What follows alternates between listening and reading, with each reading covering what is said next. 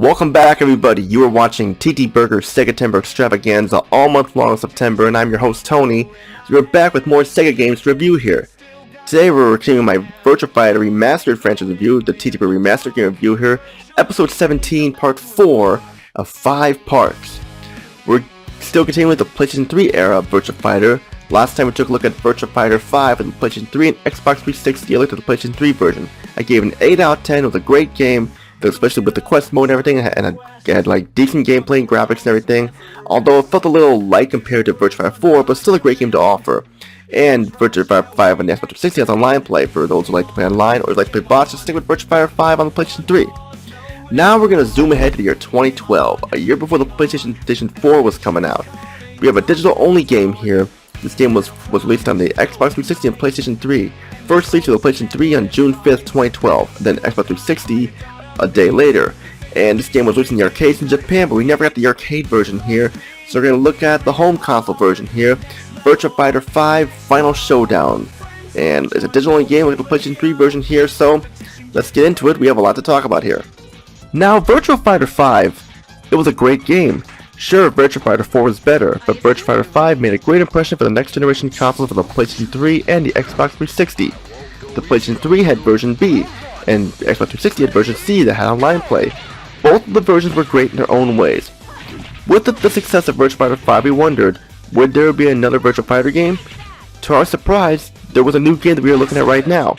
Virtua Fighter 5 Final Showdown was the latest update for the game.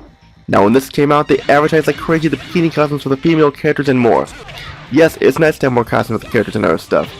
The problem is, yes, the gameplay is good, but there's not much to offer here. Half the content can only be played online. The online play is enjoyable, but why is half the game only available online? This gives the player very little modes to choose from. I know this was not going to be a sequel or anything, but I expected more than this. Yes, we have more costumes, I'm aware of that. We have slightly new stages which are just different lighting. The problem is this feels all recycled from the original Virtua Fighter 5, which had more to offer than this. And yeah, the gameplay is fine, the gameplay can be enjoyable, but you are getting the same game that you purchased 5 years ago in 2007. The only modes we have here are single play. There's no quest mode or combining mode, not even story mode once again.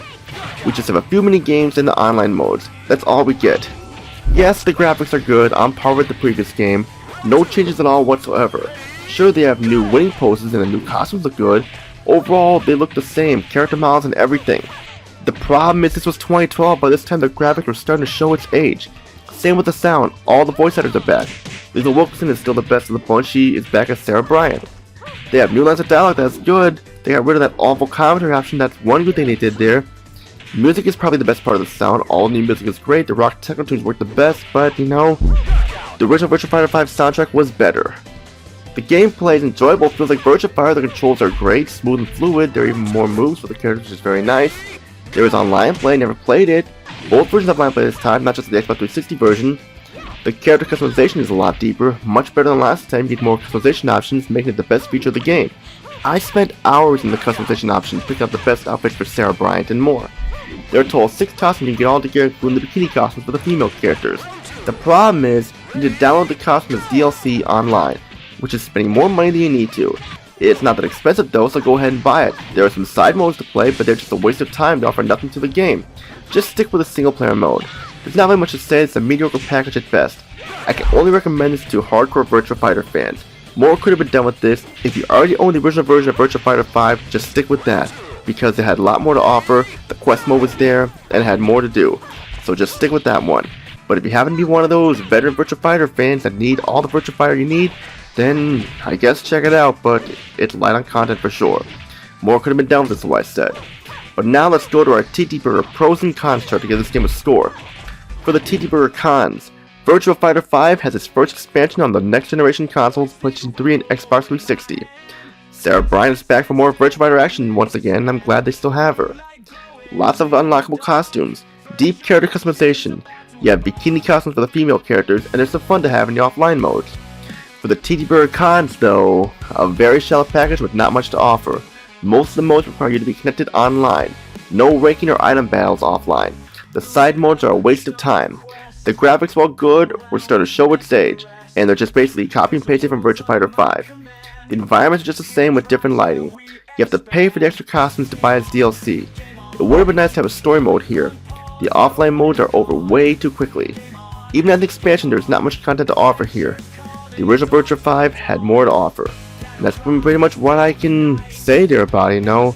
So what do we give this as a final score here? Virtua Fighter 5 Final Showdown, I can only give it a 5 out of 10.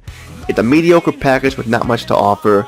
So if you happen to be one of those veteran Virtua Fighter fans, check it out. But be warned, you're not getting much if you already have Virtua Fighter 5 on the PlayStation 3 here. So yeah, me, I just stick with this. But hey, I can't tell you guys what to do.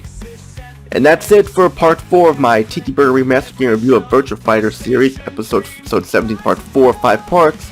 Stay tuned for the grand finale. We're going to take a look at the PlayStation 4 Virtua Fighter 5 version here. Virtua Fighter 5 Ultimate Showdown, released only on the PlayStation 4.